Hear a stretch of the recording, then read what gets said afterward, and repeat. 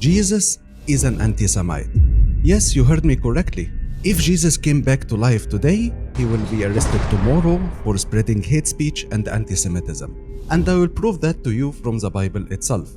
Because when Jesus was walking on earth, he used to call Jews serpents, brood of vipers, and by the way, a serpent in the Bible is a metaphor for a devil. Jesus even called them evil. He called them the children of the devil, and he called them hypocrites, the killers of the prophets. He also called them blind fools. He called them children of hell. And finally, he blamed them for all the righteous bloodshed on earth. Imagine blaming one group of people for all the righteous bloodshed on earth. Sounds like a conspiracy theorist, right? Everything wrong on the planet is because of this one group, right? Isn't that the textbook definition of anti-Semitism? Now imagine with me Jesus coming back to earth today. What will he say about them? Well, probably he will do the same thing, right? But the problem is, today is different than 2000 years ago.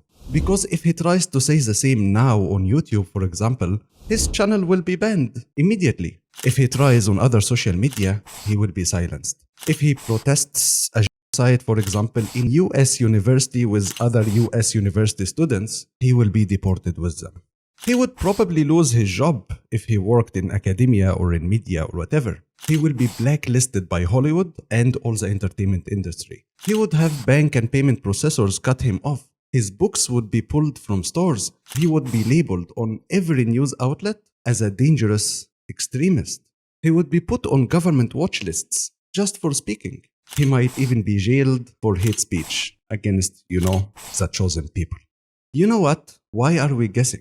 It literally says here in the book of Revelation what will happen exactly. Revelation 2:9. When Jesus comes back finally to earth, he will confront those people who are claiming to be Jews, and he will call them the synagogue of Satan. And again, by the way, in Revelation 3:9, see, you are the synagogue of Satan. Seems like according to the Bible, Jesus will definitely be challenging the very system that we call now the protection against anti-Semitism. He would be confronting politicians who silence you, force you to comply with injustice. He would be exposing media and platforms that suppress opposition and only allow one narrative. He would be a Palestinian man from the West Bank, by the way, with a long beard and a hijabi mother, who doesn't drink or eat pork and speaks loudly against the injustice that we are all witnessing today and afraid to talk about. So what do you think? If Jesus come back today, would he break the system of control over politics and media and speech? Or would history repeat itself and they would silence him again like they did the first time? And before you jump into conclusions, that is mainly a question for Christians because as Muslims, we don't believe in or promote anti-Semitism. We don't say these things. This is strictly from the Christian Bible. Write me in the comments. If Jesus comes back today, would he be celebrated or would he be cancelled or jailed or even worse? Despite only using non-violent civil disobedience tactics, the pro-Palestinian group was designated as a terrorist organization in July 2025. Why did you decide to become a terrorist? Well, I don't think I'm a terrorist, but I think the people dropping bombs on children and hospitals in Gaza are the real terrorists.